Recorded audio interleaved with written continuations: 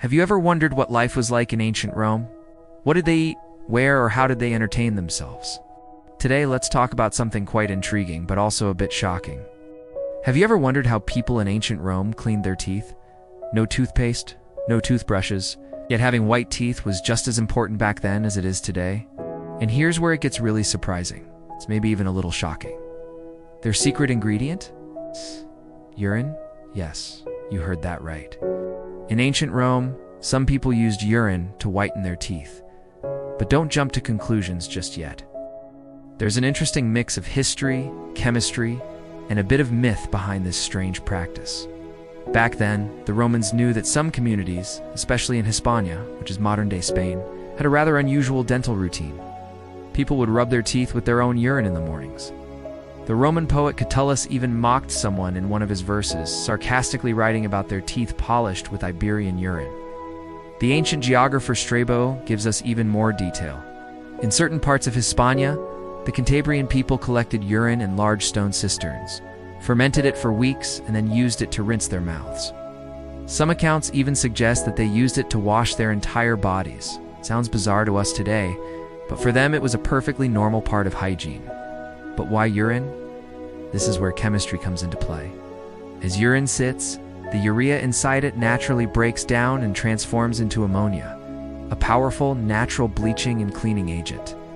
So from their perspective, it actually made sense. And it wasn't just for teeth. The same technique was used in Roman laundries, called pholenica. Workers would collect huge amounts of urine in jars and use it to wash and whiten clothes.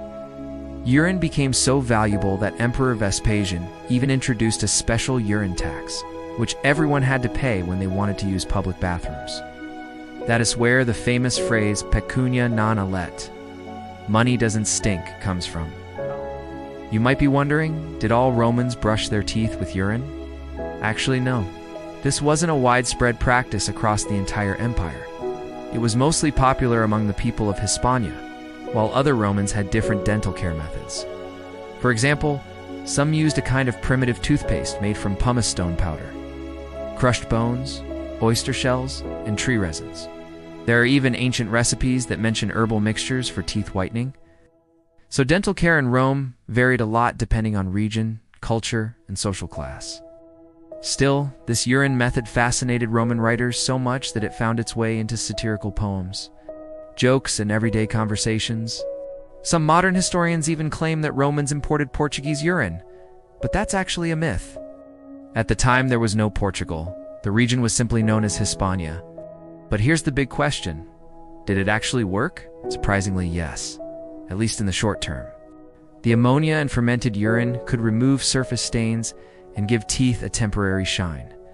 But in the long run, it wasn't exactly healthy. Fermented urine is full of bacteria and could damage the enamel. Of course, back then, people didn't understand these risks. For them, white teeth were a sign of beauty and health. Imagine walking through the bustling streets of ancient Rome. You see people chatting in the forum, merchants shouting in the markets, prayers echoing from temples. And in one corner, a group of people swishing fermented urine around their mouths. Strange to us, absolutely. But for them, completely normal. And that's exactly what makes history fascinating. It reminds us how different people were, and yet how similar we still are. Because just like us, they also chased beauty, cleanliness, and aesthetics.